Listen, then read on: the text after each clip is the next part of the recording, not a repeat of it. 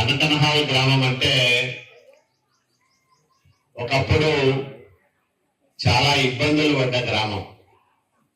రాజకీయ స్వాతంత్రం కోసం పెద్ద పోరాటం చేసిన గ్రామం. అధికారం ఉన్నా లేకున్నా కష్టాల్లో బతికిన నాయకత్వం ఉన్న గ్రామం. 1999లో నేను ఎంపీగా ఎన్నికైనప్పుడు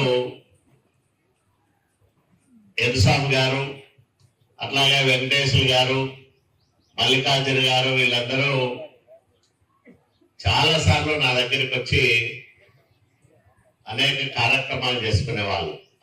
చంద్రబాబు నాయుడు గారు ఈ ప్రాంతం వెనుకబడిన ప్రాంతం, రాయదుర్గానికి నీలాంటి వ్యక్తి పోతే ఆ ప్రాంతం బాగుపడుతుంది, ఆ ప్రాంత ప్రజలకు చాలా మేలు జరుగుతుందని నన్ను ఆశీర్వదించి 7 ఏడాదిన్నర కిందట జరిగిన ఎన్నికల్లో ఎప్పుడు రాయదుర్గం పుట్టినప్పటి నుంచి ఎప్పుడు ఎవరికి ఏ ఎమ్మెల్యేకి ఇవ్వనంత మెజార్టీ 42,000 మెజార్టీ నాకు ఇచ్చి మీరందరూ ఆశీర్వదించారు.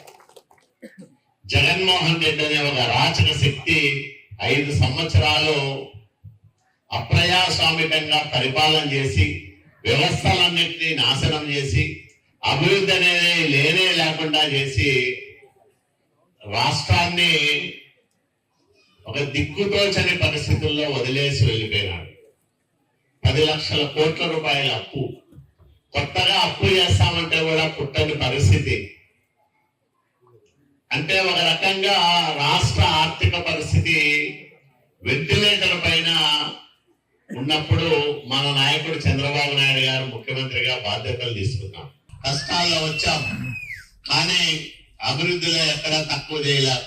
ఈ 17 నెలల కాలంలో సీసీ రోడ్లకు 20 లక్షల రూపాయలు ఖర్చు చేసి మీ గ్రామంలో సిమెంట్ రోడ్లు నిర్మించాం.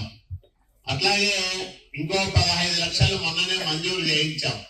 అది కూడా త్వరలోనే నేషనల్ హెల్త్ మిషన్ కింద ఇందాక మల్లికార్జున చెప్పినట్లు మాకు ఆరోగ్య కేంద్రం లేదు అంటే దానికి కూడా ఇప్పుడు 14,50,000 రూపాయలు మంజూరు చేశాం.